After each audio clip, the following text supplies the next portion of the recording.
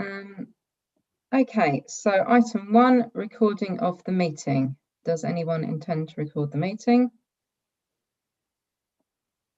Just to note, Chairman, the meeting is being recorded on YouTube. Okay, thank you. Item 2, apologies for absence.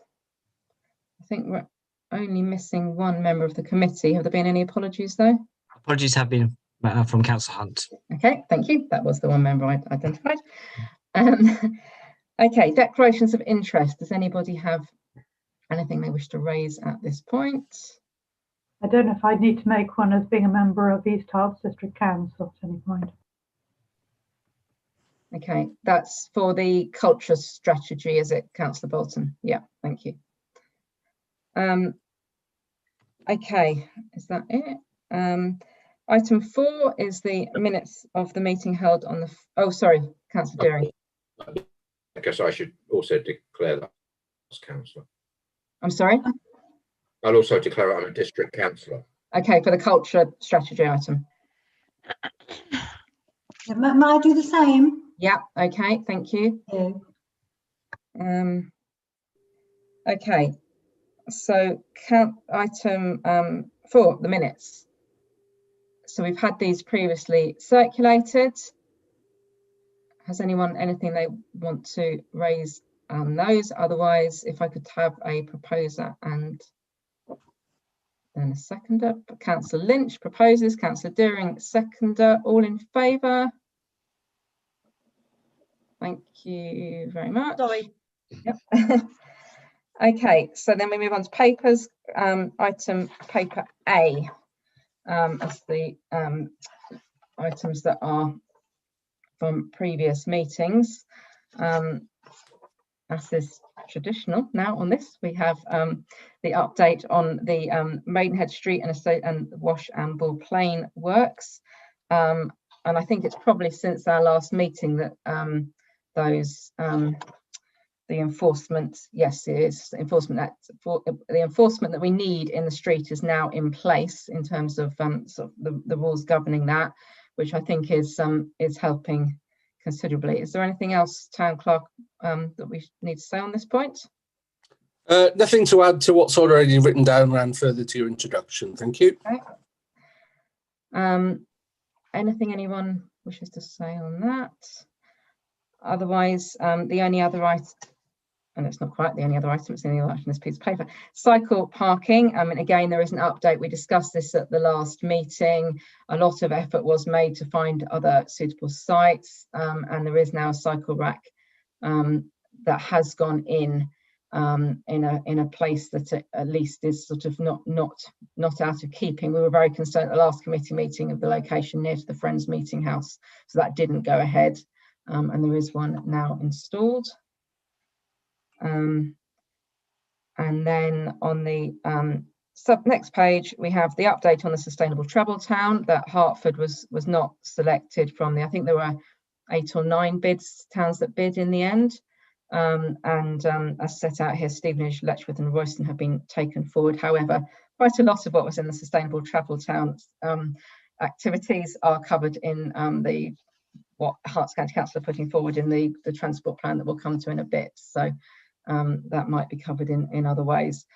And then we have the CCTV update. There is a paper on that that we will come to shortly.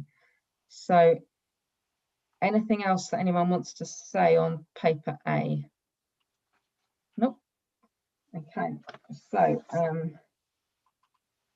questions or statements from members of the public?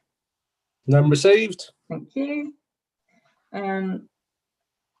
So moving on to paper B, which is, I haven't got quite enough room here. This is where the roving room table makes life a bit easier.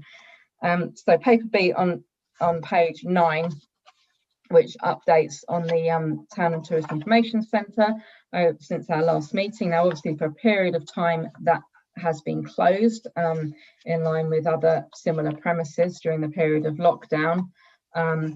But they have been open for the last couple of weeks, and I know that they were doing really well on selling. I don't know whether, Melissa, you have any update on that you can share? Oh, I don't have any exact figures. I know they took over £1,000 from call and collect services. I have an update on the Hertford Town Council website, which we are making into an e-commerce website for us to be able to sell tickets and merchandise online. We will be going live with that tomorrow as a soft launch, so we won't be heavily promoting that probably until sort of later on in the week.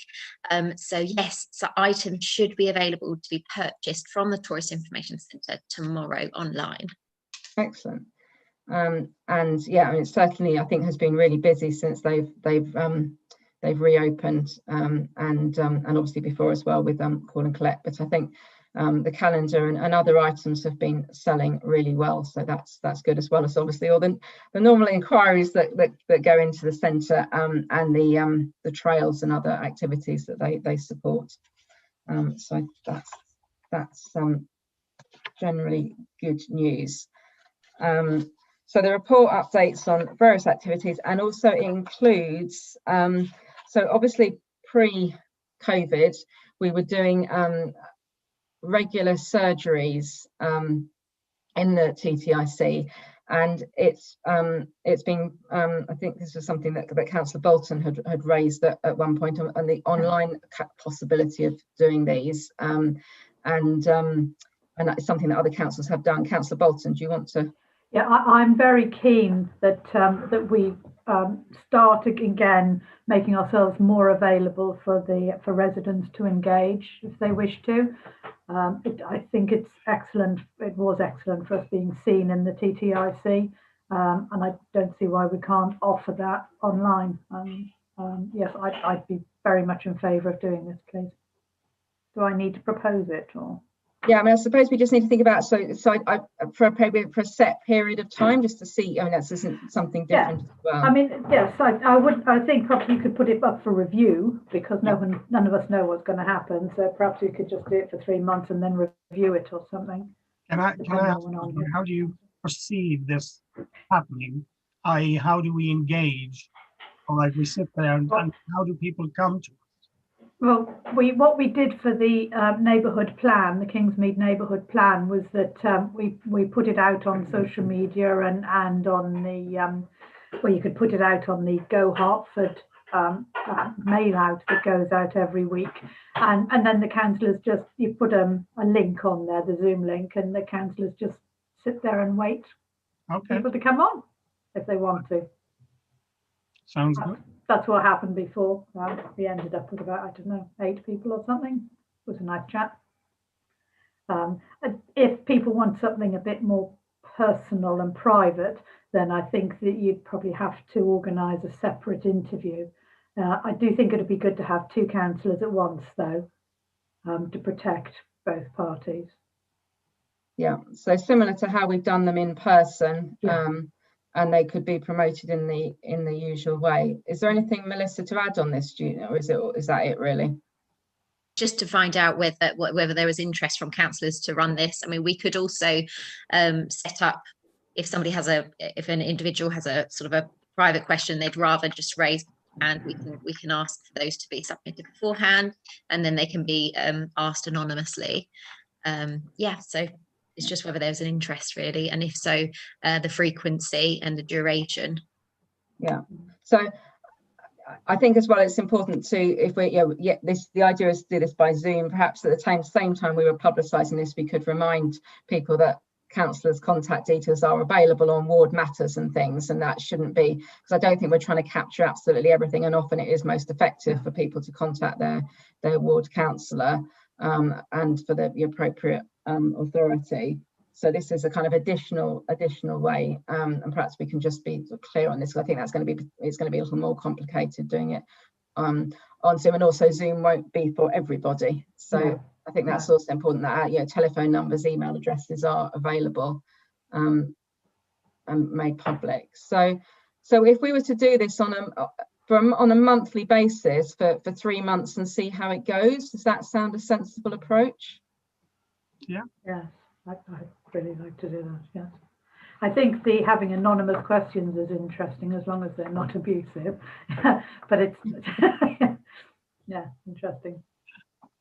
Okay. So do you want me to propose it, or how do we? Can do, yeah. I'd like to propose that, please. Okay. Okay. Thank you, Councillor Lynch. All in favour then? Okay, I think that's everybody. Thank you very much. Okay, so otherwise we will note that report unless there's anything that anybody wants to say. And I think please, it's obviously only Jenny there now because Fran has left since our last meeting. So, but do pass on thanks to Jenny for what I know has been a really busy time in the last few weeks in particular. It's probably going to be a busy week ahead still. Okay, next item is. Sorry, Madam Chairman, sorry, just to come in. When would committee like those sessions to start? Mid-January? I think that's yeah, January, February, March then as the run-in for it sounds. Yeah. And we can. Thank you. And we probably will have had 2 then by the time this committee meets again. So that will give us an idea as to whether we wish to extend beyond that. Okay, paper C on page 21 covers the events and obviously so this is this, yeah, so firstly we're looking back, aren't we, I think, and then we're also looking forward as well. Clearly it hasn't been possible to do the events that we plan to happen in person, including most recently the Christmas Gala, but there has been a lot of things that have been happening, which has been really good. Particularly in the town centre, and we've also had trails and have more trails to come in the castle grounds as well, and in the town centre, and also the guided walks, which I think are going quite well. So is there anything, there's probably not much to say on events that have passed or haven't passed or are happening at the moment, unless anyone has anything. No. So then we move on to 2021 events, and we agreed the events programme at the last meeting, and this sets out some specific issues that we just had to look at a little more little further. And just a reminder that for the whole of the 2021 events programme, there is the programme of dates, but then sitting alongside that is the programme of review dates as well, so that we will take decisions at the right time on whether it's viable for events to happen, depending on how COVID progresses, and hopefully it's going to be possible for most of them to happen. So there are a couple of things here that there are some that we're looking at for the ticketing of the 3 new events. 2 of them are on the same day. It's the Wimbledon and the Euro 2021 events, and then there is the Castle Health and Wellbeing events, and these are all events involving screenings, and the question we're being asked is whether or not we want to charge for tickets for them. That's what's looking for views on. Councillor Bolton, is that your hand? Yes. Sorry. I think these are great ideas, really good. The health and wellbeing event, since we're all trying to encourage everyone to be healthier and look after themselves, I think it would be a shame to charge them for the benefit of it, especially as we want to be inclusive for an event like this. So I would be in favour of that being free event to encourage people. Yeah. The other 2 events, Wimbledon, Euro, I don't know how everyone else feels, but I consider them a bit like going in to see the cinema. It's a lovely thing to do with a crowd. It's something you could do at home, but much nicer to go out and do with friends. And so I don't see why a small charge couldn't be levied for that. I see that maybe £3 per person. I don't think it's too bad. That would be my preference. And I would certainly be supportive of that. Does anyone have any different views on that? Councillor Deering. I haven't got a different view particularly, but can I just ask, in relation to the sporting event, and I realise I ought to know, what time of day is that happening, and what will be the position with alcohol? We did touch on this brief. I think we were looking at something similar to Rock at the Castle. Melissa, are you? The sporting event, you mean the Wimbledon and the Euro 2021 event rather than the well-being, I assume. So the Wimbledon event, we believe, will be during the day. We're waiting for times for the actual Euro 2021 event. And I believe I've suggested we would either potentially have a similar policy that's similar to Rock at the Castle. So that no glass. This has not been, just what I'm suggesting, has not been approved yet. It hasn't actually been finalised. But for Rock at the Castle, we usually have no glass policy, and we have a maximum allowance per individual that they're allowed to bring into the castle grounds. But I mean, if it's completely up to yourselves what you want to do with that. I mean, I would certainly suggest it would be something similar to what we do for Rock at the Castle, or alternatively, depending on the time of day that the football event takes place, potentially just have a bar on site or 2 bars on site. Yeah.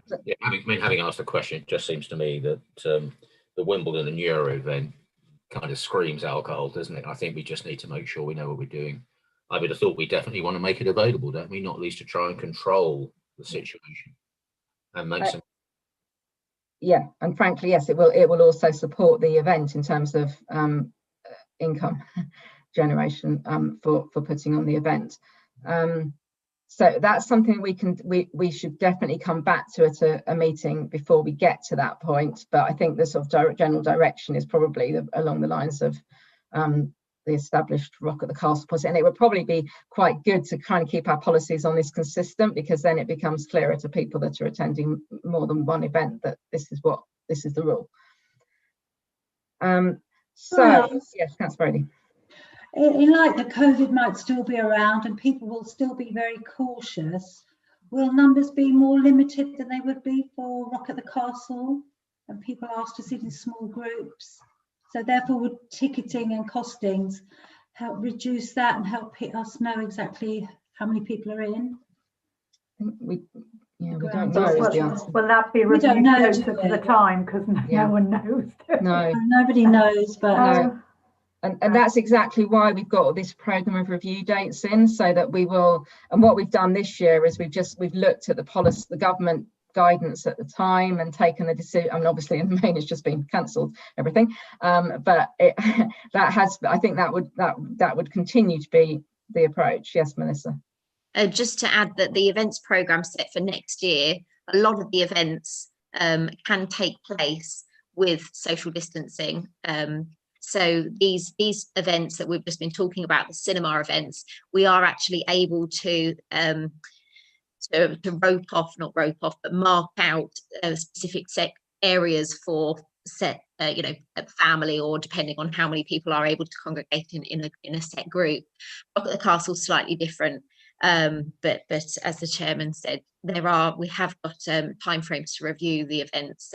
I mean, Rock at the Castle is unfortunately one with a question mark on how we would run if social distancing is still about. Yeah, I saw there's big discussions going on over Glastonbury at the moment, so that's in June though, so they're a couple of months before us. Okay, anything else, anybody? No.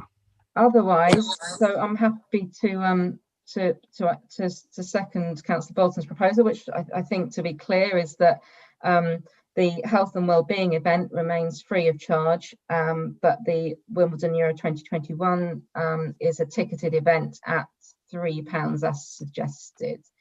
Can I have a show of hands in favour of that, please? Thank you very much. Okay, that is everything on that, isn't it, I think, for that item. So we then have some appendices in your papers just from meetings that have taken place, just to be clear that those aren't ones we're considering today, but that just shows the governance process that took place on other ones.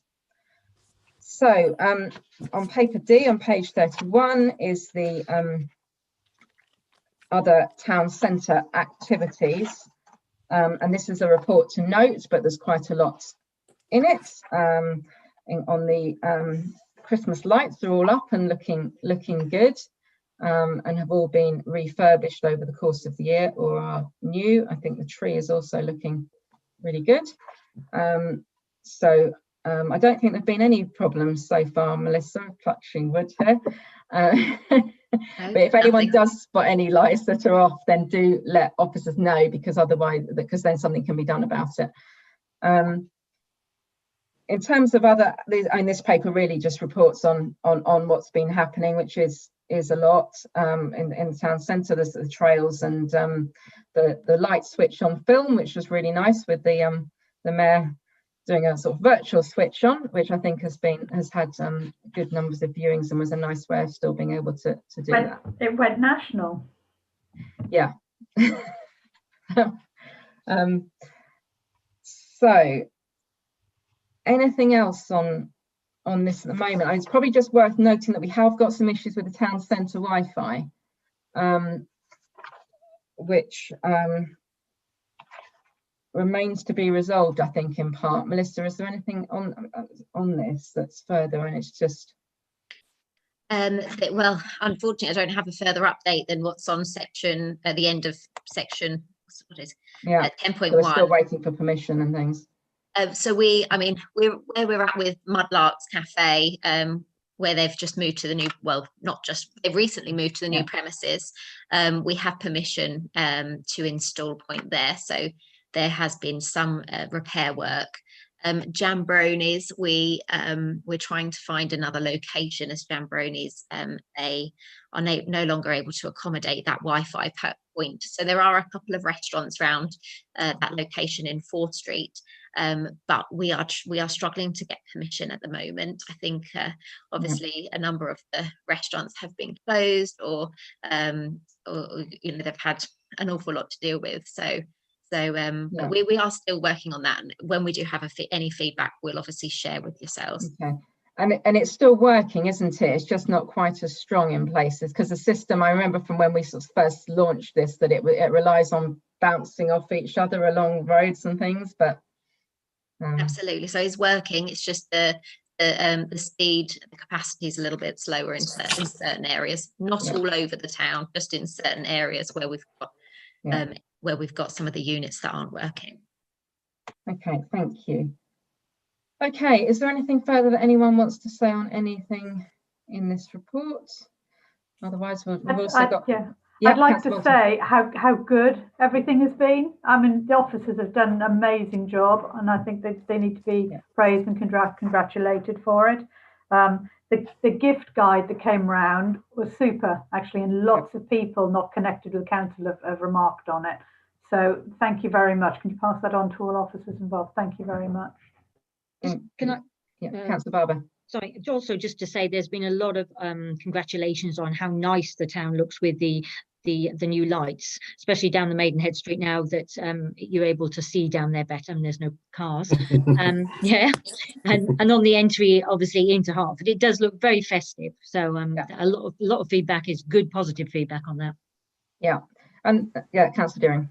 I'd like to particularly thank the people who are responsible for the lights on the tree, because they're very clever lights. They come on before they're actually switched on. They're mind-reading lights. They know, Mr. Mayor, that you're about to press the button. Certainly. I think the town centre still seems quite busy whenever I'm in there, and I'm often when I am working from home and going in at lunchtime, which I think is quite a lot of people are doing, are going in at lunchtime. So that's definitely positive for businesses as well. And the springboard vacancy is also within this report, and the figures have clearly gone up, but only very, very slightly at 11.3%. And I think we can see that, and we know the premises. I think the Prezzo building is now empty, but we know there's a planning application in for a specific business there, and generally otherwise there are very few buildings. Same with the Monsoon building. There's a planning application for there, so that's promising. Yeah. And into the Café Rouge. Someone's going into the Café Rouge building as well, aren't they? Yeah, no, absolutely. And I think that's really important that we remember all of these, because I think people see the empty units and just see that as negative. And obviously we do know that there are things under, in the planning and will be happening. So I expect also that East Herts will be in touch with officers around the campaign for the new year that's being planned. They have been. Which will encourage people to make their New Year's resolution to shop local. Okay, anything else? No? Okay. So moving on to paper E, on the hire of venues, which has clearly also been a challenging area this year. So again, this is I believe is a report to note. We haven't got decisions to make, but there has been some hire of venue. I was in the castle one day when there was a small wedding taking place, and obviously this will hopefully get moving again, but we are limited within the law as to what is allowed. So I don't think there's anything else. If there's anything else that either officers think we should be touching on at this moment, or Melissa? We've actually taken a substantial amount of bookings for the first quarter of next year, which is really, really promising. Going into the second quarter, well, in March and April, we literally have a wedding nearly every other day, if they're allowed to go ahead. Yeah. A lot of the bookings we're taking, all of the new bookings we're taking at the moment are provisional bookings. We have to wait until January for the registrars to be able to actually approve those, but we have an awful lot of provisional bookings for towards the end of towards the end of the first quarter of the year. Not financial year. And are they based on the lower numbers, or they're not people that are being highly optimistic and thinking it's all going to be fine? No. Okay. No, I mean, fortunately for us, we are a small intimate wedding venue. So yes, and bookings are for that lower number. Yeah, okay, thank you. And I know that Jackie's been working really hard to try and get these in, so do pass back thanks to her. Okay, if there's nothing else on that, we will note that report and move on to paper F, which is CCTV and taxi marshal update. So this obviously presents us with the statistics for the January to October now. So I don't know, we always look at these and occasionally speculate, but is there anything that anyone wants to say on statistics? First, Councillor Bolton. I'm sorry to do so much talking. On item 5, the financial implications, it said that they've been requesting invoices from East Herts, but they hadn't yet been provided. Yeah. Is there an update on that? I don't know. I was about to cover sort of just in statistics first, and then yes, I was also wanting to generally ask the town clerk, because we'd hope that we'd be able to take more control of CCTV, and initially we'd been led to believe that was going to be that East Herts were encouraging that, but that's hit a bit of it's at least paused a bit. Town clerk, can you give us an update on that? I know there is something set out in the paperwork at page 43 in particular, but I think there were 2 points there. One was the point relating to invoices. Yeah. So we'll continue to chase. What committee should be reassured by is that the invoices tend to be repeat invoices, and we set our budget against that expectation. So whilst there's a processing point there, I wouldn't be overly concerned. It's just a matter where you need to move through. Yeah. In relation to page 42 and the progress to date there isn't a great deal to add to that, other than the 3 clerks where Bishop Stortford and Hertford continue to work to arrive at the position of being able to go back out to the market for a formal tender as soon as possible in the new calendar year. the information has come through over the last couple of days, which really does start to put the jigsaw together more coherently. And I've got a catch-up meeting with colleague clerks from those town councils I mentioned on Wednesday of this week. So there is some progress returning to the initiative, because obviously, as committee is aware, the council's Hertford Town Council is very keen to move through this process and introduce the stronger and more responsive control that the chairman has mentioned. Thank you. Okay, so you're still optimistic, before you go back on mute, Joseph, you're still optimistic that we're going to find a way to, okay, well. No, sorry, no, it was from response to the news. We will find a way through, because that's what we've been charged to do. We will find a way through. But I am optimistic that because the picture is starting to be painted more coherently, we can move forward with confidence sooner rather than later. Excellent. That's good news then. Councillor Dar. I just want to make a comment about the sighting of cameras, and given where the new bike racks are, I think we could do with a camera looking over where the bike racks are to encourage the use. They're sort of on the edge of town. I know it was a comment I picked up from social media and comments about the bike racks in general, which wasn't entirely positive. No, well, as I said at the start, it wasn't. It's been very, very difficult to find somewhere suitable. I do think it's quite a good position in terms of being directly opposite the police station that might make people think twice. Joseph, is that something that we could at least look into in terms of? We certainly can, because I think as prior to Councillor Dar joining the council as an elected member, the council did purchase a couple of mobile cameras, mobile CCTV cameras, the position in which is really mostly directed by the police in relation to their own to the priorities that emerge at any particular time in the town. But we can certainly have a three-way discussion between the police, the CCTV partnership, and the town council to see if there's some feasibility in the point that, or what the feasibility is of achieving the outcome Councillor Dar's mentioned. Thank you. Okay, thank you. Thank you. Barbara. Just asking about the going back to the page 44 on the financial implications. Can I ask what the problem is for not getting the information, or the officers are obviously continually having to ask for the information, if it is the invoices are almost repeat, so what Joseph was saying there, you get a standard. So is there a problem that they can't find them, or they don't want to give us the information?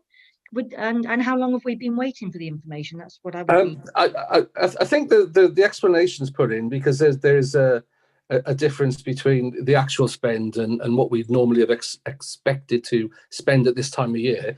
This report mentions and details up to sort of October, second financial quarter of this financial year, and we would have expected to have spent about half the money in that time, because it's a relatively speaking, a very flat profile. I don't have the precise detail to hand, other than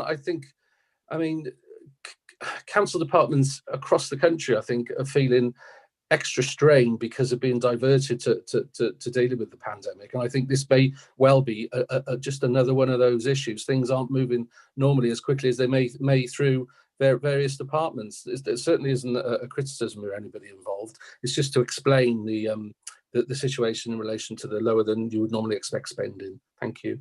And clearly it's going to be really important to be able to resolve this before we kind of close accounts for this financial year. But I don't think there's anything to suggest that's not going to happen, because I'm sure his council will want the money. Is there any reason to be concerned, Joseph? I think it is. No. I mean, it will be in before that time, won't it? Absolutely, and we'll make sure it is. And the accounts, whilst the financial year ends at the end of March, you have all of April. One has all of April to close down the accounts properly, and I've no reason to believe that's not going to be achieved. Yeah.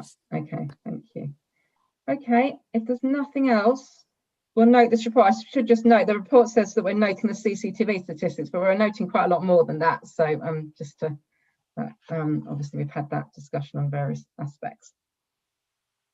So next item is, well, we're receiving the minutes of the planning subcommittee meetings, which took place between the 5th of October and the 30th of November, which members will have received. So unless there's anything on those, we will receive those minutes.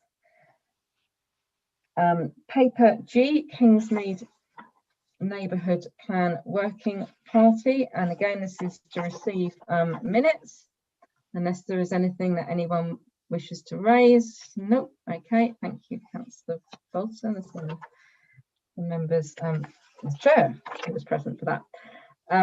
So item H is progress on objectives, and clearly whilst a lot of effort has been made on those that's possible, some areas have been slightly harder to deliver on since March, but the update is here where necessary.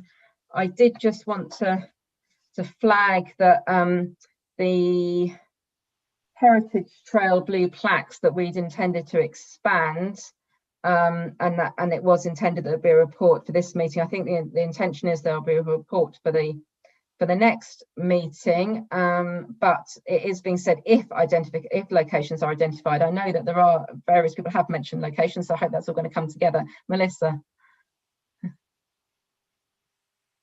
Thank you. I've just had we've had a correspondence from the Civic Society with an update.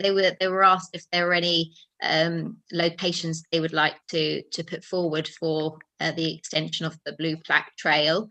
Their feedback was that everyone is very pleased with the effort put in by the council to bring the project to life. So I'm just skimming through an email to read sections from it.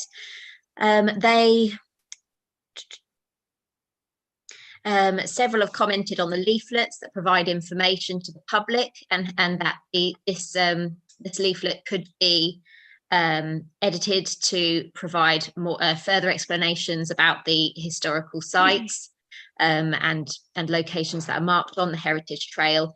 But they felt happy that there were no further important buildings that should be added to the list. Okay. Now, I'm sure we discussed some at the time of when we did the last trail that we hadn't included. So I'm not going to try and cover this now, but and also, question to everybody and more. Perhaps this is something just to include in the next bulletin, Nick, just to ask members to consider this as well. Because I'm sure at the time when we completed the last trail, there were one or two that we were saying, oh, next time we'll include them. Yeah, I have had two locations that have come forward since we first of all launched it, asking, so that I have a list of just a couple. Yeah. But of course, there can definitely be another report with other further suggestions. And we're not looking for an extensive. That last time round we put up, we did put up quite a significant number of plaques, and this was a huge piece of work. This is really just to pick up a small number potentially of additions to on the basis of kind of keeping it going and making sure that we've got everywhere that should be recognised in this way included. Okay, is there anything else that anyone wants to say on the objectives? Nope. Okay, so we will move on to, we've got two finance reports here. So the first is on page 63, which is the second quarter income and expenditure report. And I think what's really come out of this year is just how much income this committee, the service areas responsible that reported to this committee normally achieve, because it's clearly been really challenging on this part. So the figures are not as we would want them, but that's because of the lack of events and castle hire and Millbridge room hire and everything else that would normally bring income in. But this report sets out the position that we have, and we're noting this. So there's nothing that I was just about to ask the town clerk if there was anything. He's just vanished at this moment. I don't think you can still hear me. Yeah. And you're on mute, Joseph. You're on mute. Still on mute. Still on mute. Can't hear you. I beg your pardon. I just flicked screens, which is a bit difficult on a mobile phone. Sorry, I did hear the question, which was anything in particular that we needed to pay any attention? They'll pay attention to, I think. Yeah. Yes. Yeah. It was. Yeah, Yes. yeah, I mean, clearly there's a lot of information here, but whether there was anything that you particularly wanted to draw members' attention to. Or... No, thank you. I mean, your introduction covered all of the sort of pressures and the different operating conditions that particularly these services have found themselves since March this calendar year, and the council continues to handle it in the best way it can and successfully on so many fronts. Thank you. Yeah, and as Melissa noted that there's some bookings in the first quarter of the year that will hopefully come to fruition, and then that will be improved. We'll improve these figures before we get to the end of the year. So is there anything further that anyone wants to say on that?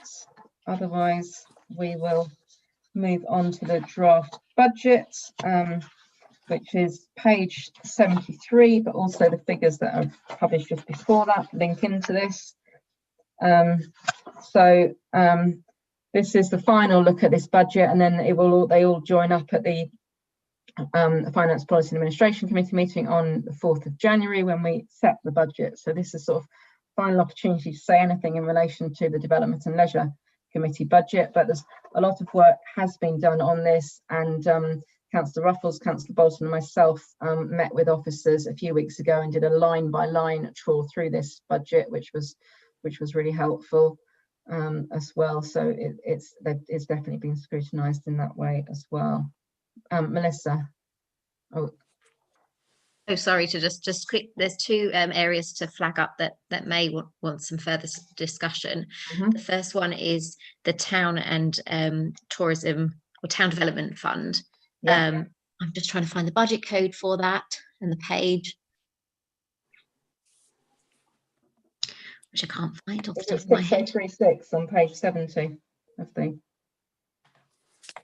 6036. Yes, so a lot of funding has been put into this financial year to support the town centre. So I don't know whether that budget wants to be discussed for potentially for next year. So that's the first question, and also the level of income can now potentially increase for events income based on the discussion that the 2 cinema events will be ticketed, the 2 sporting events. Okay, so on this line it's showing that there's a projected outcome at the end of this year of £6,072 having been spent on town centre initiatives, which will include the Big Shop Local campaign that we did as we were sort of coming out of the first lockdown, and then other activities along the way. But the budget proposed at the moment is 1,829. So I think the question is whether we feel that that's enough, or whether we feel that we should be increasing it now. Potentially, as Melissa's just drawn to our attention, there is some additional income coming in on another line. So there could be a bit of a balancing up if we wanted to increase this a little to allow scope for what is still going to continue to be tricky times ahead for the town centre, I suspect. So if there is scope for that, it might be a good idea. Any comments?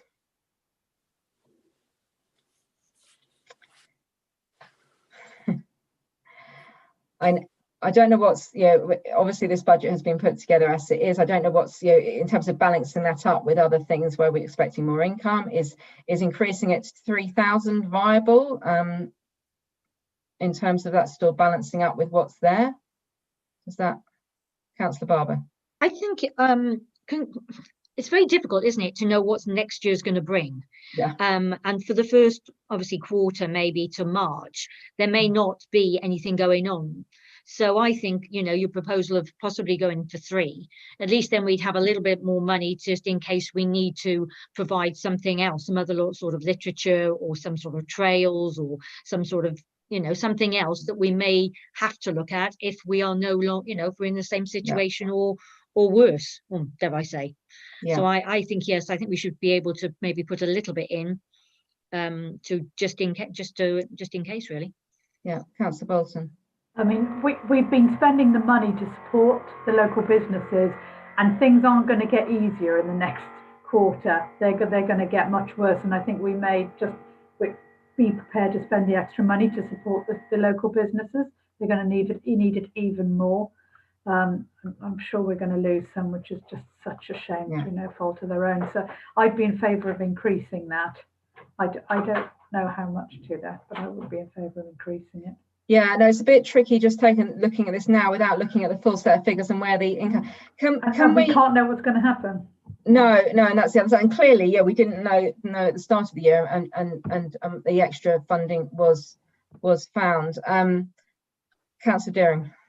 Yeah, I'm just wondering if we need to make a decision on this right now for various fairly obvious reasons. Can we defer a decision? Well, I think it's making it part of the budget. I mean, could we? It sounds like we could get this. Sorry to interrupt you, but that's one of the reasons why I would think we should defer the decision, because obviously it bears on the overall budget situation. Yeah. But, thanks. So could we maybe as a committee say that we would like, if it all balances out, because I'm just conscious that the firm decision on the budget gets taken at the 4th of January, so we can't. Can this be looked at further, Town Clerk? You're not on mute at the moment. If you're about to, don't. No. Madam Chairman, I was just checking. Thank you very much. I didn't want to do another impression of Ted Malt with Everest double glazing. But for those who have an era who will remember that. Thank you. Yes, I think it's important that the Wisher Committee is recorded to look to expand or increase that budget up to with the aim of increasing it up to £3,000. That needs to be recorded because that is the wish of the committee. And that can be included in the consideration that is undertaken at Finance Committee, Finance Policy and Administration in January. So yes, I would suggest we do it in that order of steps. Thank you. Okay, so we're obviously not still fully committing. The budget isn't the budget until we've agreed it at full council, actually, let alone finance. So yeah, if we get to the point at that point where we start thinking we need to find some savings, then clearly things that we've just added on might be something that we look at again. But if we can make this it should be that, as Melissa's just indicated, the income is going on the basis of what this budget is set out.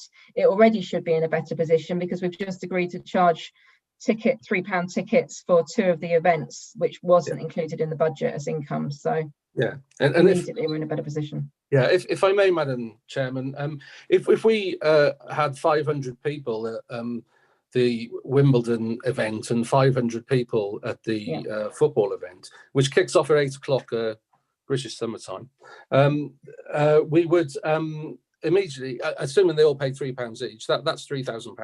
Yeah. Okay. So that's more than the increase that's being discussed. Yeah. Okay. So is everyone happy to work on this basis with all the caveats that we've just discussed? But yeah. Okay. Thank you. Okay. Anything else on that? Otherwise, we will move on. Thank you. Right. I've now managed to lose the other page of the agenda in amongst all the pages that we've got. So I will carry on to the papers, but someone's going to have to yell if I miss something out as a result. So I'm at paper K, which is the South East Growth and Transport Plan. Yep. So this is Hertfordshire County Council proposal looking at a wide range, but it's a really important document because it could really shape the future of transport and development in Hertford and the wider area. And thank you to the Town Clerk who has distilled down what is nearly a 200-page document so that we've got the information that's really important here to Hertford. Now, I had a request from Councillor Ruffles, who has been observing the meeting, just to speak on this item. And were you wanting to do that now, Councillor Ruffles? You were suggesting that. Thank you, Chairman. I will, if this is a good moment.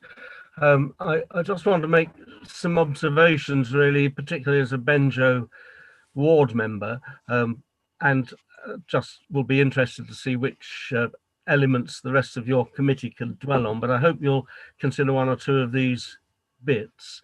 I think, I mean, we all realise that it's a particularly difficult street map, Harford, to tinker with, and we've seen so much tinkering in the past and seen how knock-on changes affect quite seriously places that you don't expect them to be affecting. So it's a challenge to your committee as well as to those who are running this very welcome and expensive consultation.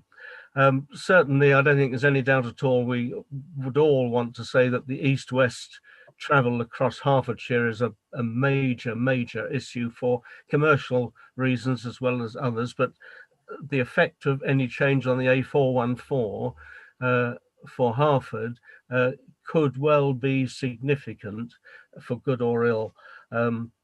And I have to say that just personally, I don't see the bypass as a solution to that, but that isn't what we're considering in this consultation. In fact, we're steered away from considering that issue, but I think it might be worth just your committee discussing it this evening in the broadest terms. Congestion on the A414 obviously is a feature of our lives, and it's particularly a feature of mine because I sleep next to it in a house, not on the verge. And the air quality obviously is a major and very serious condition. On the other hand, congestion does act, I think, as a deterrent sometimes. So particularly when we're all driving electric cars, my own personal view is a bit of congestion is not a bad thing, but it's set in the wider context here, rather different. So interventions do need to be considered, I agree, by those who are going to consider our responses. Pack 1 is Benjo, and bikes, yes, a big tick, because they are featured on that Benjo element. And so I'd certainly hope the committee could endorse those. And I know Councillor Dar is here and she'll be speaking as Benjo councillor as well. What does worry me, and I don't want to be a stick in the mud, is the bit that's about improving Old Cross. I just get anxious about that. There may be ways of improving Old Cross, but many of us have lived through lots and lots of iterations of playing with the lights, frankly, at Old Cross. And we've seen how facilitating traffic movement in one direction really makes serious consequences for traffic in another direction. And that does mean pollution in our current state of petrol vehicles.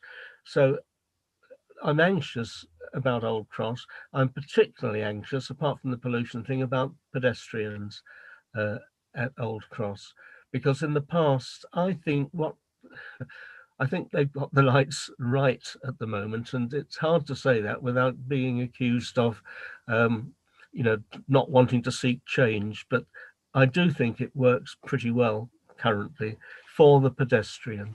And there was a time when there were no lights and a roundabout, and you can imagine what pedestrians were doing then. I am worried about the north-south surface crossing of the A414, which is proposed. I'm not sure from the consultation exactly where that is, but I mention it because we're a town council talking tonight, and if it is actually Church Street, we got an interest because there are gates there that we maintain as a council. So I hope your committee could just find more on, it's in Pack 3, an additional surface crossing of the A414. And then Benjo, particularly, pedestrianisation of Marketplace, Bull Plain, Salisbury Square, in itself ideal. But in Benjo ward concerns, Councillor Dar and I have got Folly Island to worry about. And I just hope that pedestrianisation in the town centre additionally won't lead to too serious a consideration of access from Hartham Lane and via Sainsbury's to Folly Island. I think without having a closed mind, I'm as near as saying I don't want that to happen. So there's that. And there's another little bit on buses, which isn't actually Benjo, but I would like to throw it in. In Pack 3, PR21, talking about additional stops. I hope that you could recommend consideration of an additional bus stop by Richard Hale's school entrance in Hale Road, both sides of the road, to serve Wallfields, to serve the sheltered accommodation that has grown up just recently where Albert Worling's was, and the school itself. At the moment, there's a bus stop for setting down school pupils only, and you can't go to Wallfields from Benjo by bus and get off the bus there. So perhaps that may be something to consider. And that's virtually all I want to say, except back on buses still, and thinking of all of our residents, but Benjo in particular. There doesn't seem to be a reference to bus transport to hospitals from Hartford, in particular the Lister Hospital. There is reference to transport to Stevenage, but that's not quite the whole thing when you consider Lister. And of course, there's the medical facility at QE2. And then also buses and also Benjo, but in Castle Ward, the bus station itself doesn't seem to be featuring in this transport and growth plan. And I really do think that the transport of people ought to be contributing to proper improvements to the bus station, particularly the waiting facilities. We're told the lavatories are coming back and the waiting room, but I think there should be some investment there, and I hope it would come slightly more widely. I'm precious about Sacombe Road and Bulls Mill Lane and the character of that road and its capacity. I hope it can remain unchanged. There is a very interesting spelling in Pack, I think I've written 18, of south of Buntingford. Duelling is interestingly spelt where they want to dual the carriageway. So somebody might like to point out a little correction there from an E to an A on one occasion. Thanks very much, Chairman, for letting me speak. Okay, thank you very much, Councillor Ruffles. That was quite, yes. Hopefully everyone's remembering all this for when we're going to continue and agree what we are going to comment on. Okay, so I certainly have some thoughts on individual bits, pros and cons. Does anyone, Councillor Goodeve? We were told at the presentation that we were given by Hertfordshire County Council that this consultation is likely to be extended due to COVID until the end of February rather than the end of March. My sort of arching view on it is that a lot of things do sound very nice, but there's not really enough detail to make a decision as to whether or not you feel that they're actually going to work and be beneficial. Personally, I'm particularly thinking about what's going to be happening down behind Hertford East Station and Mead Lane, and also Rush Green. I have emailed into Trevor Brennan a few questions. That was only Thursday, haven't had a response yet, but I just want greater clarification really as to, what are they really planning? Because LTP4 was the sort of mother document, if you like. I would have thought there would have been greater clarification in this as to what's going to be planned. And of course, my eye is drawn to the bottom of page 86 around unlocking for further housing development. Yeah. Now, the comment that was submitted previously from East Herts was that a bypass should be absolutely the last resort if all other interventions failed. Yeah. Yeah, and I think we've known, because the wording elsewhere has been that the bypass is necessary to enable further growth of the town, and i.e. further building in the town. So I mean, I think Councillor Goody, you're right in terms of a lot of this is quite general at the moment, but also this is the consultation. So, and if we stay silent on things, I think it's almost like I think we should be giving views now. And even if the worst is that they say, well, actually that wasn't really what we meant, I think we should at least be saying what we think now, because some of this is so general that it was just taken up as the result of having endorsement of it. Then we might not have a leg to stand on if we then have concerns about it. Councillor Dar. So supposing they then go forward with some residence parking, would there be more consultations for each bit of parking that's introduced with local residents, or is this the only chance to comment? I mean, there should be the normal process. There's normally quite a process around residence parking, and that's carried out by the district council. So, but I think it's probably more of a general approach, isn't it? If we're saying we agree to a certain, or don't agree to a certain sort of trend of direction with things. So I think that's why the opportunity is. Councillor Goody, comment on that. There is a vehicle parking supplementary planning document being prepared. I've not even seen a first draft of it yet, but obviously it's not going to be allowed to contradict anything else that we've got in place. Also, obviously, we know what extra homes we've got coming in the district in the current plan period. We don't know what our housing allocation will be for the next plan period, but our call for sites will go out in the spring. Okay. Councillor Deering. Yeah, if it helps, I think on the growth point, which is a really important point in my opinion, it's received wisdom at the county council that there is going to be a lot of quotes growth, which means housing development. It's a euphemism. It means housing development along the A10, and not just our bit of the A10, the whole length of the A10, that's really kind of embedded, I think, in the thinking of Hertfordshire County Council. I think, to be fair, the second thing that's embedded in the transport or the highways guys, to be completely fair to them, is I think they have all bought into the headline of LTP4, which is trying to get modal shift and get people away from cars onto bikes and whatnot. Now, how good they are at achieving that, or how successful they will be, of course, is another thing. But I think the senior officers have bought into it.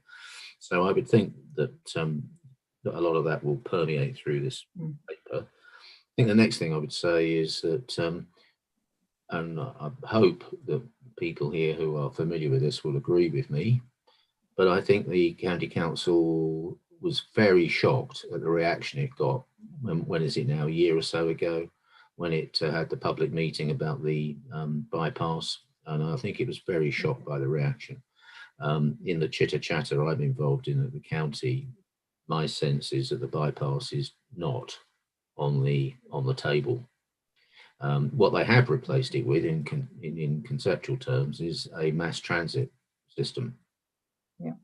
And that requires observation. I mean, obviously, there's a big question mark as to be frank, as to whether it will ever be delivered, because it will cost an awful lot of money. But it does need to be watched, because there's an obvious question as to where it would go. Yeah. And they'll chatter about running it along the line of the A10, but will they? And then you've got in effect bus stops to build in and all that sort of thing. So there could be quite a lot of infrastructure and environmental damage if they do the mass transit thing.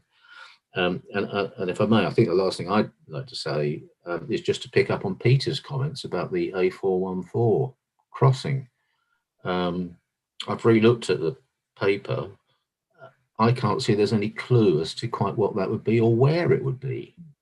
And so I think Peter's made a really good point about that. And if I might say, because again, some of you may know this, but the residents of Hartingfordbury from time to time get hot and bothered that there is not a crossing across the A414 up at their neck of the woods.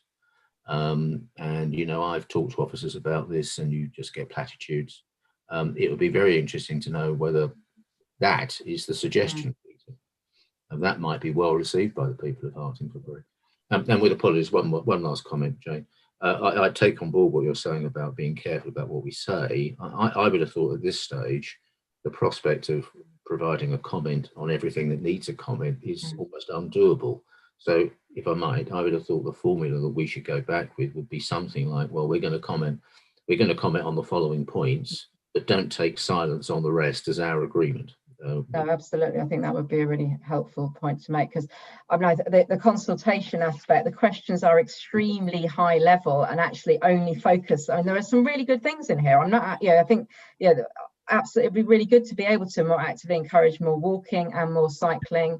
But there are some also some, and just the couple of areas that I am particularly concerned about is the references to parking management throughout, which from what I can take it means stopping free parking and reducing parking and other things. And the wording that's used is work with operators and local authorities to manage car parking provision at key locations in Hertford through paid parking limitations and other measures with the aim to shift people towards sustainable travel, which is great as a sort of intention to, I am absolutely supportive of encouraging more walking and cycling, but we need to be realistic that people in this area do they need to drive or choose to drive, but need to drive in particular, and to completely abolish the free parking that is currently available and reduce it at other areas is concerning to me. So that is an area that I would like us to flag on. Councillor Goodeve. Yeah, that reminded me about the idea of charging for workplace parking. Will it lead to people parking in the residential streets to avoid paying? Obviously, County Hall being one of the biggest employers, I'm sure the residents living within walking distance of there probably already suffer enough. It will just push it even further away. As it is, I hear that people park on Brickenden Lane because it can get so jammed up there. Yeah, well, we certainly know as Castle Hall councillors that West Street have a really big problem already on this. Right, Councillor Dar and then Councillor Bolton. I feel I don't see what's wrong with charging for parking. People pay to commute into London, and that you have to pay a lot for public transport. We need to have car users paying more of their way. Okay, Councillor Bolton. I was just going to point out that the traffic has been alleviated substantially during lockdown, whilst Hertfordshire County Council and East Herts officers weren't parking there. It has made a big difference to the traffic situation within Hertford. Yeah, but those cars are clearly going to return again, and it's where they return to. Councillor Deering. Actually, it's not so clear that those cars are going to return, certainly for the county council. But some will, won't they? At the moment, no one's working there. Some will, but I don't think it'll ever be the same again. No, but I agree. Councillor Lynch. You mentioned about withdrawing some of the parking areas. Does that mean there's thoughts of withdrawing the disability parking? We don't know that specific, and so that that links on to my other area of concern is the general proposal to pedestrianise Hertford Town Centre, because that is one of the areas that I think would be problematic, that people that drive into the town and park in disabled parking areas or areas where they're allowed to park for a certain number of hours, what the impact would be on them, and also the impact on businesses in the town to mean that we saw quite a number of years ago Hoddesdon, they did this in removing cars from the town centre and pedestrianising it, and the impact was so huge that they changed it back to allowing cars through because the impact on businesses was so damaging. So that worries me, and also for the reasons that Councillor Ruffle set out of the impact on Folly Island, because the reality is that is the only access route at the moment, and other access routes may be damaging in other ways. I think we saw a couple of weeks ago when Old Cross had the emergency electrical works going on, the impact of that small section of roadworks on the whole of that side of town was enormous. So that's, yeah. Councillor Barber. Going on from your point there with when the electrical works were going on, numerous people have said, why didn't either highways or the councils in general get together and possibly open the area that you could exit onto Port Hill, which would have alleviated people to go down to the A10 straight away rather than back into the town, because it was taking about an hour for people to get out of Sainsbury's. And obviously people, once they queue in Sainsbury's, they try any way they can possibly push in. So I said, you know, I would bring it up at a meeting that maybe someone could take it on board. You know, if they are doing works like that, but just have signs saying this, it would be exit only on to the A10 through Benjo, rather than direct them right back into the town. Okay, I think that's a specific issue that perhaps needs to be followed up. It's a specific issue when it happens, like obviously if you're digging up the roads or if the bridge is out or things, and then it's impacted then on the rat run and other things. But you would obviously have to say it would be, you know, primarily to exit onto the A10, because you were having people who wanted to get to the A10 and the only way out of Hartham Lane was waiting for, you know, 40 minutes to an hour to get out. Yeah, crazy. Councillor Deering, then Councillor Goodeve. Yeah, I just want to say on the issue of town centre parking that I think we've got to be a little bit careful about how we pitch our views. I don't think you know, obviously there's a range of views, and I don't think any dogmatic view is hugely helpful. I think we have to be open-minded. I think that, you know, the environment issues are plain as pikestaff for everybody to see. And certainly, you know, coming back to the highways people up at county, they bought into LTP for that something needs to happen. There's also a big sustainability push at the county council. None of that's going to go away, and I just think we've got to be a little bit careful that we don't work ourselves into a position where we're at loggerheads with the highways guys, because I don't know that would be hugely helpful. No, but this is our opportunity to have our say, and they're asking us to put our views forward. I'm just cautioning that we don't take a dogmatic position, because if you take the centre of Hertford, I haven't done it, but actually on the streets, how many car parking spots are there? It can't be right that the prosperity of Hertford turns entirely on the extent to which people can park on the relatively few spots that there are along 4th Street. It just can't be. No, but that's not just what this is about. This is about he starts stopping their free 30-minute parking in their car parks and in other areas in front of Bluecoats and Castle Street and St Andrew Street, where at the moment you're able to have that very short. So there are quite a few spaces that do add up. I do appreciate that the Hertfordshire County Council have a strong view on this, but they're asking for our comments at this point on it. Well, so I would not be supportive of anything dogmatic coming back from this council. Okay, Councillor Goodeve. Going back to the Old Cross electrical issue, in those sort of circumstances, is it not up to the police to redirect the traffic if necessary, rather than just leaving it to be free for? Does anybody know? Speaking personally, Jan, I got caught up in the terrible traffic congestion there, and I would have thought, sitting in a car for what was it, an hour to get out of Sainsbury's, it seemed obvious to me that the police should have just moved in and got to grips with the situation. Absolutely. Councillor Barber, did you have your hand up before Councillor Dar? I did, but what I was saying really is, if you've got electrical problems, should we not, whoever the electrical people, should not they be liaising with someone from, I'm saying highways, it may not be highways, so that people would be aware that there is an alternative, so that so all the departments would work together. The police would say that it's not their responsibility unless there was an accident or something like that. Yeah, and obviously that they are far too busy to do other things, as we often are told. But it would just be, you know, working together as departments, thinking, well, if we've got this blockage here, how can we alleviate the problem that is obviously going to happen?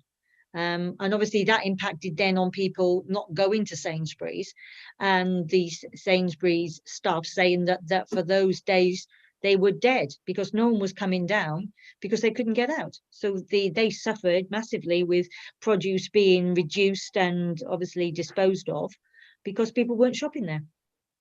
So that was just obviously the comments that I've received to be passed on.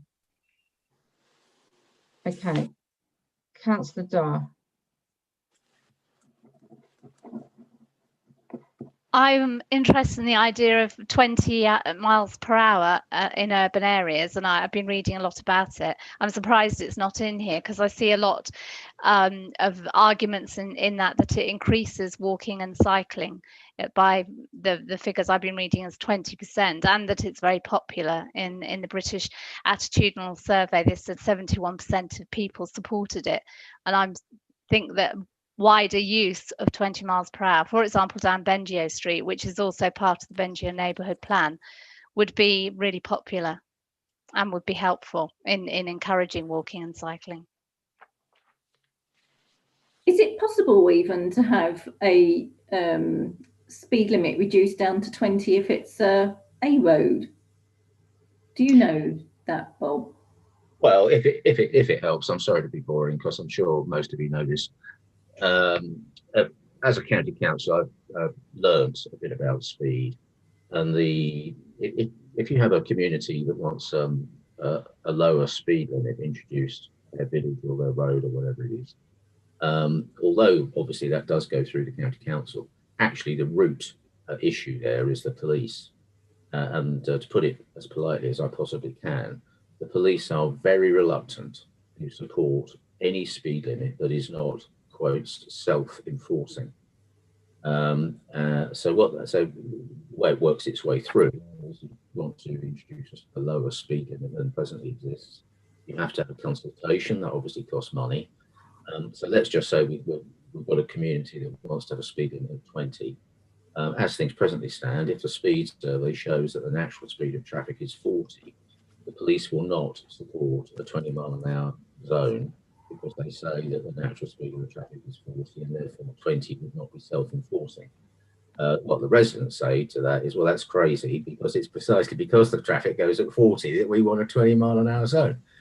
My experience is but there's no sort of national policy that you can't have an A road. No. Also a bus route be a 20. I don't know about a 20, Jan, but I mean, obviously, if you look at the A414 coming out of Hertford, just beyond the bridge, the first bit of that dual carriageway is 40, which is obviously not the.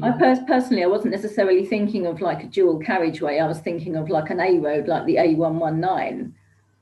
Which is single carriageway. My literal answer to your questions I don't know, but as I say, I think it's worth sharing that right in the middle of all this is the police attitude. Okay.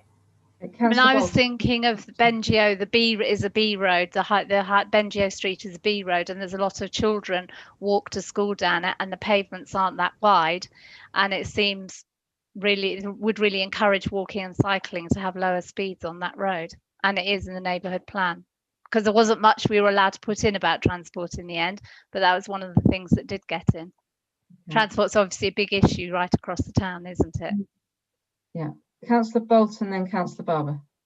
Well, yeah, in Kingsmead on the Ware Road going from Hertford through to Ware, which is a 30 along there, there has been a speed check or a survey done, and our county councillor, because of the results, had suggested that we look at reducing the whole of that road down to 20 miles per hour. Now, I don't know if that would work or not, but it's certainly a dangerous piece of road. But could I just carry on with Kingsmead, because within this plan it's talking about the work they're suggesting doing on the Rush Green roundabout. Now, I raised this at the meeting we had with the Hertfordshire County Council last week, but their proposals were simply about getting traffic off the A10 and onto the Rush Green roundabout quicker and taking the queues off the A10 or making another slip road. But the actual problem in Rush Green roundabout is the McDonald's, so you're just adding more traffic to another bigger traffic jam on the Rush Green roundabout. And again, I think officers were surprised at the depth of feeling among councillors and the community residents about the issues on that roundabout. Regarding the parking in the town centre, I think it would be a mistake to lose some of that free half-hour parking. I think it would damage the town centre and the shops within town. That's my opinion. Okay. Councillor Barber and then Councillor Deering. I was just going to come back on Councillor Darr's concerns about Benjo High Street. I've had one or two people living in this area, obviously, speak to me about the parking of cars along Benjo High Street, especially now while they're building the new houses where the petrol station was. So you've had obviously traffic lights there. Obviously, when they've been doing items there, you've had the vans there, and then you've had further, obviously, people that park on the roads and pavements further on towards Globe. Is it Globe Court? Yes, yes, isn't it? So basically, at one time, by the time you had the lights up and you had everyone parking there, you were waiting for, you know, maybe 10 minutes because you couldn't get round because the lights where they put them and people parking, you couldn't get by, so you ended up further back. And the question, obviously, that I was asked is, are people going to be able to just park outside those houses? Or is it going to be double yellows? And should it not be double yellows all the way along there? Because then you would obviously safeguard the children walking to school in the mornings. Yeah. But then by having double yellows, anyone that has a second car or third car or a van, and you've obviously got vans parking there now, where are they going to park? They will then park down the other side of either Watermill Lane or going down to Sachem Road, anywhere they can. So the question they were asking me is, what is going to be done? Has anyone even thought about that? Which goes back to your point about parking and transport not being allowed to be considered too much within the Benjo neighbourhood plan. Okay, Councillor Deering. I was so interested in that last point that I've almost lost my thread. It was very good, Sue. Thank you. Going back, I've got a view on 30-minute parking, which I'm not sure that many people agree with, and that's possibly because I always fail to explain it properly. I'm not in favour of 30-minute free parking. I'm in favour of much longer free parking. I'm not in favour of free parking. My problem with 30-minute free parking is that all that people do is they come into the town to do one specific thing, like pick up their dry cleaning or go to the bank, and then they go away again. What we want to do is we want to encourage people to stay in the town once they've arrived and walk around the town, have lunch somewhere, do a bit of shopping, not just come in to, you know, use the cash machine. So that's why I'm personally not in favour of 30-minute free parking. If we could find a way to have much longer free parking, and I'm taking Alex Dahl's point, which is that runs a bit counter to the eco thing. But if we could find a way to have longer free parking, I think that in principle would be good for the town. You know, you've only got to think of Welling, haven't you? I can't believe that there's anyone on this call that doesn't go up to Welling to do their shopping at John Lewis or whatever it is. We go up there and we put our car in a multi-storey car park and we're content to leave it there. And then we spend time in Welling. We don't go to Welling just to post a letter or get a bank statement. We go and we wander around the town for 2 hours. And I think Harwood would benefit from that. I park for free in Waitrose. Well, okay. Exactly. Well, yeah, maybe we all do that as well, Jan. Yeah, but you get it would be a shame to lose the free parking. Yeah. I think it would be a shame, really, and I think it would stop people just coming in. I know you're saying what Bob is saying, that some people just want to come in, just do a couple of things in there, I don't know, half an hour or 20 minutes that they've got, and then go off. I think what's quite useful, and you see that's quite used quite regularly, is the hour spaces that you have down Hartham Lane. And those are always quite popular, where people are coming in, they're going to go in there and park there, do what they have to do, but spend longer because it's an hour then. So those hour ones are always quite busy. Yeah, bottom of Queen's Road as well, they're an hour. Yeah, I think those are very useful ones. And especially you don't know how long you're going to be going in and out the banks these days or anywhere. You have got 3 hours free parking at Sainsbury's at the moment, which is quite a chunk of time, and it's a big car park. Oh, it is, but if you can get out, Alex, well, you know. but I think that's a good, and I'm sure that does, when Sainsbury's was opening there was a lot of the case was made very strongly to have that free parking for as long as possible to enable people to shop at Sainsbury's, but then also go into the town centre so that Sainsbury's just didn't suck the business. So there was, again, and similarly with Tesco over the years, that's been also been fought for, to have that as long as possible, so that it benefits the town centre, not just those supermarkets. Which don't need that. Councillor Goody, but you look like you're about to say something. Yeah, no, I was just thinking we need to define what counts as free parking in the town centre. Where will the boundary be for that purpose? Well, I mean, this, we don't know, do we? I think this is the problem that we've got, in that this is quite a general statement about, you know, about managing provision by making it paid for parking, which, you know, is clearly to stop, and that was part of the sustainable travel town as well. That was one of the aspects that we raised concerns about when as part of our bid for the sustainable travel town, because that also included getting rid of free parking spaces. I know John's put his hand up. I'll just come in there, and that our view on that issue on the sustainable travel town thing was clearly a view that was held by other towns in the county like us. You'll have noticed that the towns that have signed up for it are not like us. No. Yeah. Councillor Lynch, you're on mute though, so you're on mute, John. I totally support what you're saying, Bob, but I want to jump back up to Bengio on Bengio Street. The new houses that are built where the garage was, and they're literally on the footpath. Now, all along there, when school is open and school is gone, the cars park there, all along there, mums, dads, particularly mums, who are up on the curbs and they are going to pick their kids up. Now, that's all going to have a double line there. You're going to have a hell of a movement of cars there that will need to move somewhere else, probably up along the drive. And there's not a lot of space up there. I just bring that up as a point. Okay, Councillor Dar, sorry. I was just going to say there is a bus stop outside that row of houses, so I don't think people do park in lots of places along that road, but I haven't particularly seen them park outside the new houses because it's a bus stop with a raised pavement. Isn't it out of order at the moment? Yeah, it is at the moment. It's been out of use, but obviously other people are parking there. Okay, that might be a specific problem for that. Okay, I'm conscious we do need to try and bring this to conclusion. Councillor Bolton, were you about to raise your hand? Yeah, I was just going to say it's not how long free parking we're talking about, it's whether there is any provision for free parking. Yeah. And this report doesn't, I mean, it doesn't look like there is at all. The report, Joseph, thank you very much. It's really good. It's really well written. Thank you for doing it. It must have taken you a while. Yeah, and Rosemary, if I may, Jane, with your permission, I'd just like to say that that point that Rosemary's made, which chimes with the point you made about 2 minutes ago, I completely agree with that.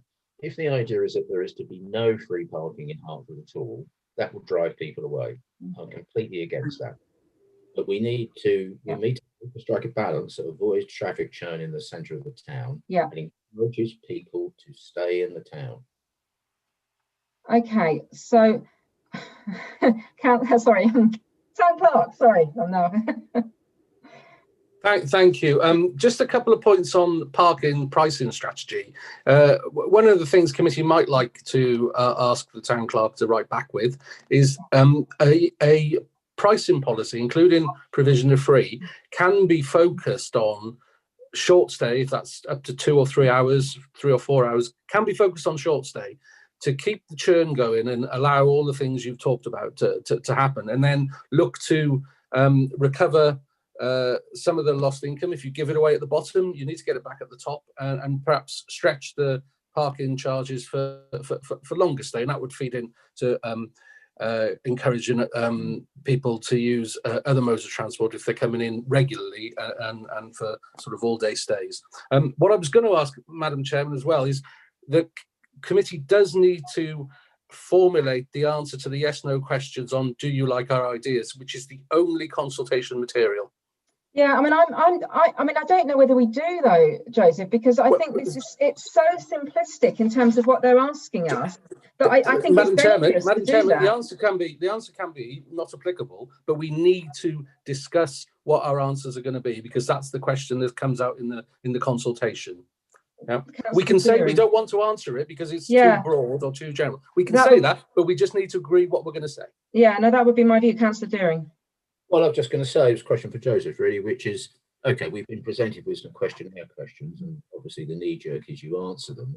But I would think that we don't want to answer them. We want to be saying that they're not clear, you know, they're not explicit enough, they're too open-ended, too Sure. uncertain. Sure.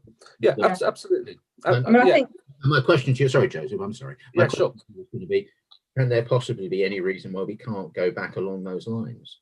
That's precisely right, Councillor Dean and Councillor Sartin. What the council, what committee can choose to do is answer not sure, and then the box which asks for additional comments, we can the council can explain all the reasons that it's not sure, including broad-based schemes, high-level philosophical ideas, which on paper, and we're not going to put this in the consultation response, I'm sure, which on paper all look very sensible, and it's hard to disagree with them. But the various comments that have been made, both in a spatial disposition across the town and also in terms of the philosophy, we can certainly write all of those detailed comments in the box asking for the other text. Thank you. Yeah, I think that's. I mean, I'm just looking at the one on page 108, our ideas for Hertford, and it's so general, but it doesn't include all those things that we've just been discussing. I mean, it's very, very high. Yeah, it talks about making it easy to walk and going to the town centre. Well, I think some of the details behind this would be precisely some of the things that we've been raising. It's a bit too Ladybird book. Yeah, I think it would be dangerous to do this, no, but absolutely going with a not sure. And I think on all of these, perhaps that's the real point that needs to be saying, is that we just cannot, we are concerned, there's not enough detail, and we cannot pass judgment on some of the areas that they're suggesting without more information. And we would wish to Sure. we want to engage with them further on it. Absolutely, and that's a perfectly reasonable position to take based on the information provided, and it ties into the approach which we should really be taking to a questionnaire. We've answered the questions asked, and then we say what we wish them to know. Yeah, no, I feel particularly strongly on this one, just because the bullet points are so brief compared to the huge amount of content in the document, but also the missing information as well. Can I just go back? So officers have, I'm sure, have been taking notes of this, and they have a recording if they need to go back now, helpfully as well. In terms of things we've covered, Councillor Ruffles covered some real specifics. Was there anything that he said that anybody has a strong feeling should not be included in a response? I mean, it certainly, I was supportive of it, I think. Now, all I'm going to do on Joan is just repeat that if we make any specific comment at all, we must have a rider that says that anything in respect to which we are silent, take that to be our agreement. Definitely, yeah, and I think that's a sort of catch-all in that we are concerned that there is a lack of detail on some of these quite broad brush statements for the future of the town. Yeah, and to emphasise that we'd obviously want to continue to have a dialogue. Yes, absolutely. I mean, I think there's an awful lot of good things. I mean, just to pick out just one, but there are a number. The improving wayfinding, I definitely think. I think a lot of people that live in a town, perhaps particularly if they've moved here relatively recently or in recent years, maybe don't realise just how quick a walk it could be from certain areas into the town centre. And perhaps if there was signage that said, 10-minute walk or whatever, and or a leaflet that said from all these different key residential areas, it's an X minute walk into the to get to Shire Hall or something. That might be a sort of worthwhile activity, because it's often much shorter, I reckon, than you realise. Councillor Deering. I'm really sorry to come back. Can I just make another point about money? One of the things that I've learned about the county council is that they're pretty good on budgets. They set budgets and they work to them, and which therefore means that unexpected expenditure is it's unlikely to be effected immediately. And it also means it's a great monolithic organisation, and they're moving lots of money around. So I think if we've got specifics, we might want to think about cost of them. If we've got things that don't cost very much, the truth of it is that you've got a better chance of getting those than things that cost a lot of money. So the truth of it is that whatever we may feel about the Rush Green roundabout, to achieve the sort of measures at Rush Green that in a perfect world people would like, would cost a lot of money. And I'm not persuaded that there is ever going to be that budget made available. But if we can think of things that are much, much less expensive, then you've got a better chance of getting it. Yeah. Well, I think how long does it take to walk somewhere? Well, that is one. I mean, it's one of the items in the document. Yeah. What do they call it? Wayfinding. Wayfinding, yeah, no, absolutely. That was what I was picking up on. Yeah. It's lovely to clear out all the unnecessary signs in Hertford and have a coherent system of signs. I mean, I think the last thing I'll say is I know, and I think you all know, that for a little bit of time now, the county have been quite keen to have coherent signing from the 2 train stations, which kind of bookmark at the end of the town. I don't know where they've got to on that, but you know, they would like to do some of these things. Yeah. Councillor Barber.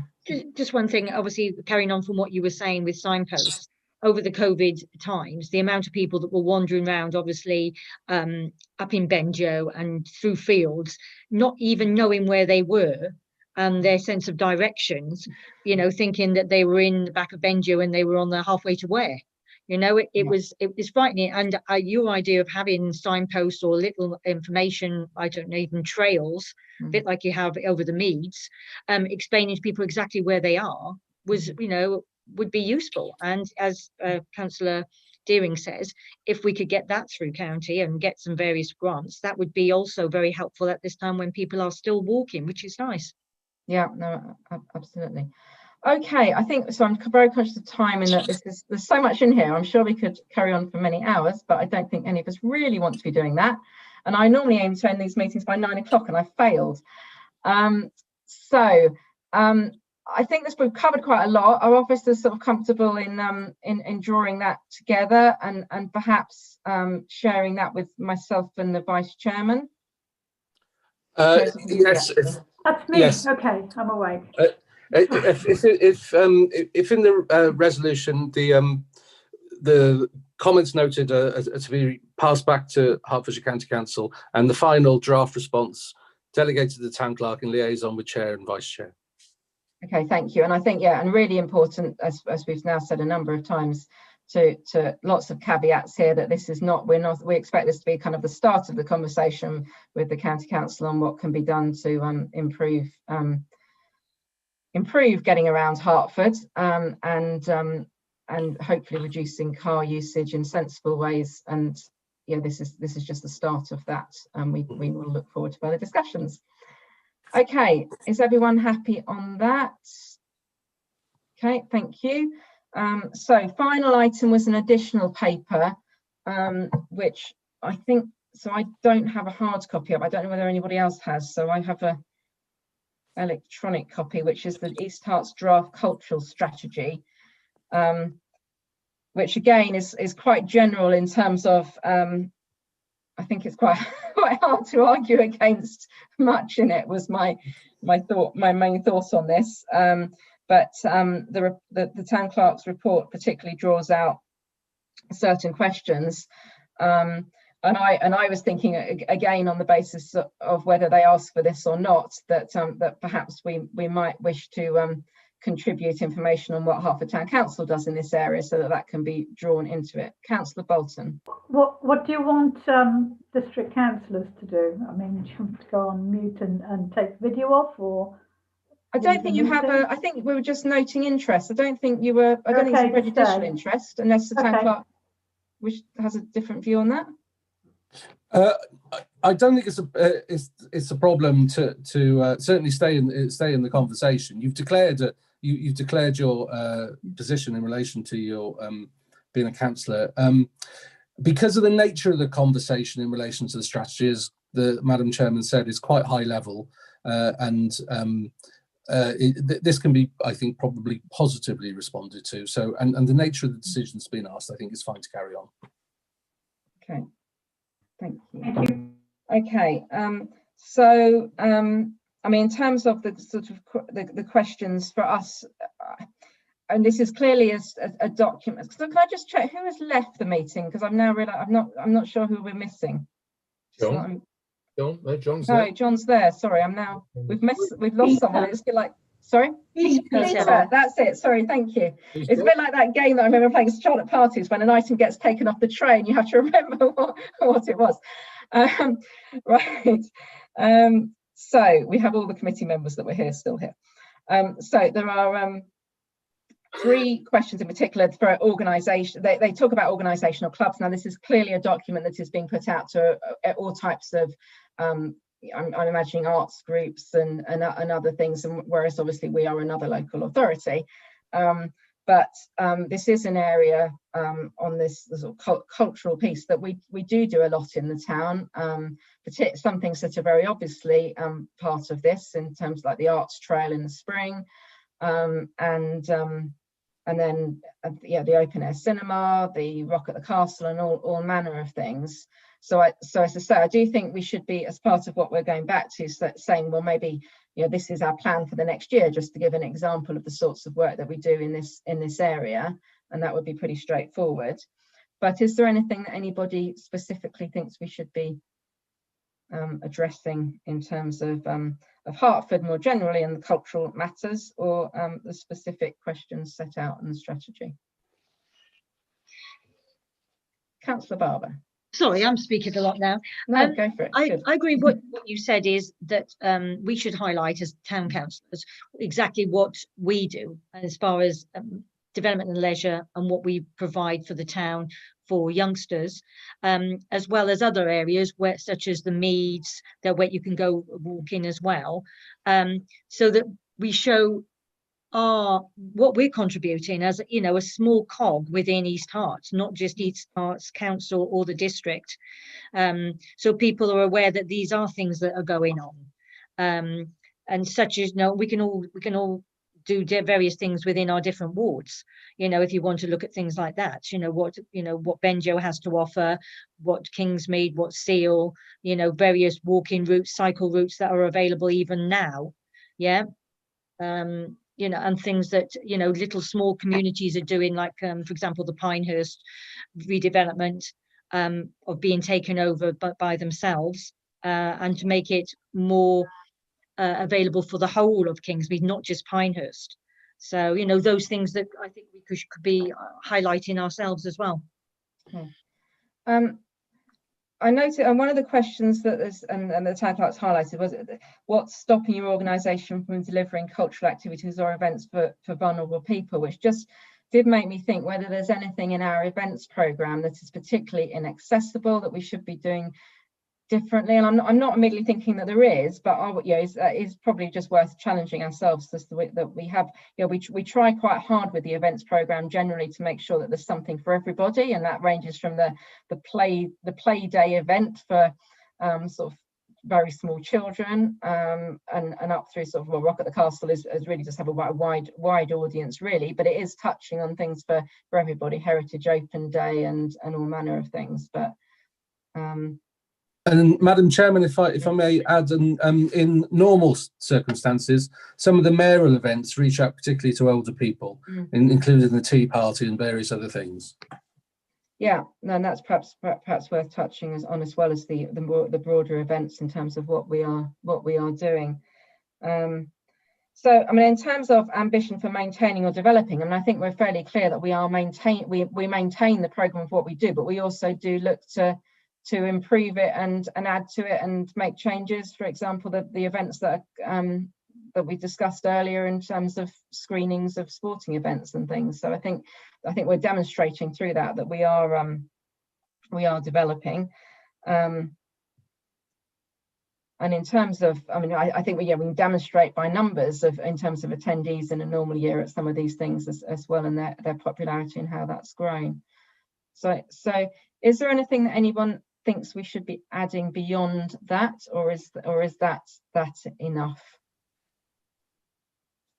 I feel like this is an area we are reasonably strong on. So, you're on mute, Madam Chairman, may I then repeat the advice? We can. I mean, there's less to add here, but we can add the matters that you've just summarised, and then final draft delegated town clerk in discussion, chair, vice chair. Thank you. Okay, thank you. I mean, and just to sort of in general, I thought it was a positive document and a positive approach. So unless anyone feels differently, I think we should be welcoming it as in general terms, that this is important for Hertford. the wider district, clearly. Okay, so is everyone happy with that as a proposal? Yep. Okay, thank you. So with that, that's the final item on the agenda. I'm sorry that's been a little longer meeting than usual. Thank you everyone for your work, both members and officers on Development and Leisure Committee matters over the past year. Clearly for this committee in particular, it has not been the year we would have hoped in terms of much of what we do, but I think the council has really stepped up in terms of delivering other things. I'm particularly proud of the work that we've done to support the town centre right from the early stages. So I think we can be proud of that support, and it's good that we're making plans for next year, and hopefully we will see them all be able to be delivered. So thank you very much, everybody, and have a lovely Christmas, as this is the last meeting before then. Happy Christmas to everyone. Happy Anyway, Christmas. Merry Happy Christmas. Christmas. take care. Happy Christmas. Happy Bye-bye. Christmas.